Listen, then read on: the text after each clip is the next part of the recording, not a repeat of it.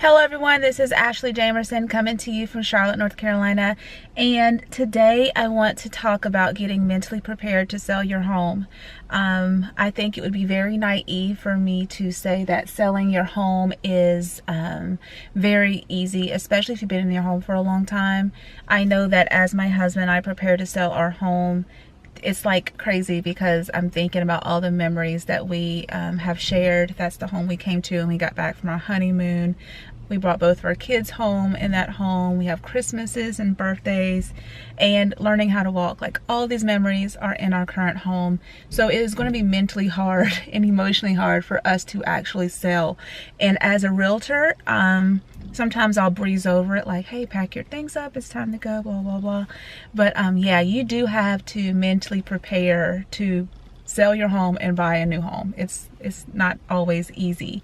So first and foremost, my number one tip on getting emotionally prepared, mentally prepared to buy a new home is to start emotionally detaching from your current home. Start getting excited about your new home.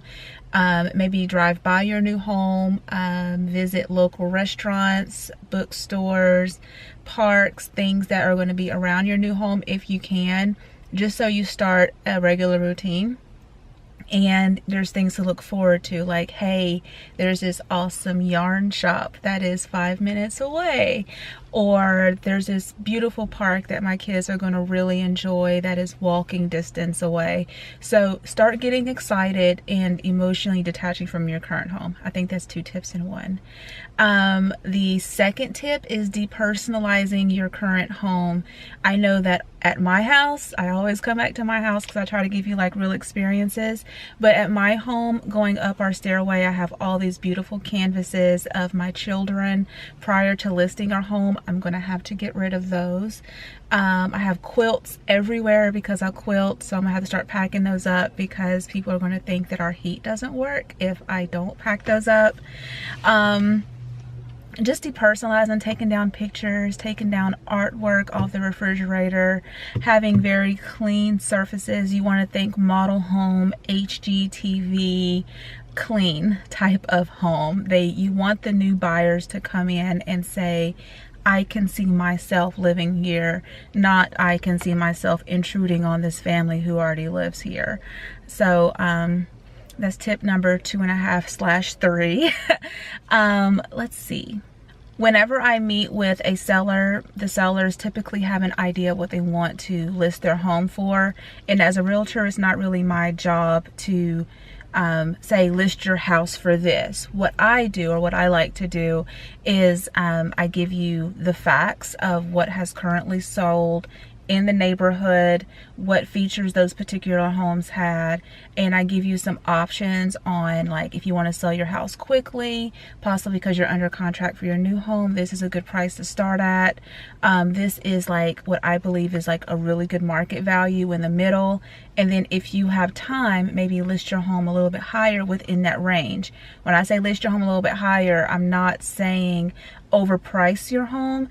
I'm just saying, you know, that $5,000 or $10,000 difference is a difference when it comes to a buyer searching for their current home. For instance, if your home is listed at $265 and you have buyers looking in the $265 range, you're going to be competing with homes in $260 to $275 possibly. But if you lower your house to $259, you're going to get a whole new buyer pool looking at your house. So definitely keep that in mind. If you by any chance don't trust the range that your realtor has given you, and that has happened to me a couple of times, I always suggest bringing in an appraiser so you can see the actual adjustments that an appraiser would make, especially similar to like what a buyer's appraiser will make whenever they bring a client to your house. My final tip is remembering your why. Like, why are you selling? And because this is such a big change for yourself and your family, you want to make sure that your reason is big enough to move forward when things get a little prickly pearish. So when things go hard, or things go a little bit sideways, or the inspection report is a little bit longer than what you expected, you need to keep your why. For instance, our family reason to move is that currently my husband works all the way in Mooresville. So it takes him typically about 45 minutes on average to get home, depending on how bad 77 is backed up. And some days it's a little bit crazy.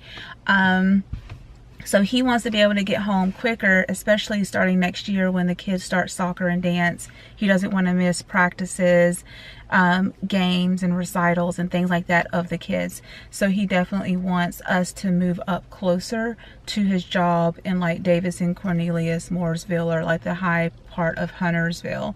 So that's one of the reasons. The second reason is schools.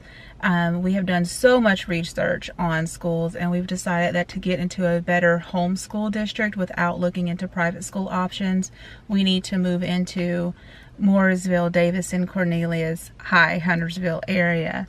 So those are our two reasons why. So if things go sideways when we're selling our house and we need to reduce our price for whatever reason, or the inspection comes in a little bit crazy, that's what's going to keep us motivated to move forward. It's not going to be I guess the agent, which is me, you know, because I'll be listing my own house. But for you, it's not going to be your agent saying go, go, go. It's going to have to be your inner voice saying we need to sell, so we need to solve this problem. If you don't have a why, things crumble so quickly. People are like, well, just forget it, I'll just stay here. And then you have a lot of repercussions from that. So if you are thinking about selling your home, definitely reach out to me. You can go to my website, ashleysellmyhouse.com. You can get instant valuation of your Charlotte area home. And of course, that includes like Charlotte, Cornelius, Davison, Mooresville, Huntersville, Gastonia, blah, blah, blah. But if you are thinking about selling, definitely reach out to me. I would love to sit down and talk about the value of your current home and how to sell and buy at the same time, which adds a whole other layer of craziness. But all of my contact information is below, and I definitely look forward to talking to you soon. Bye.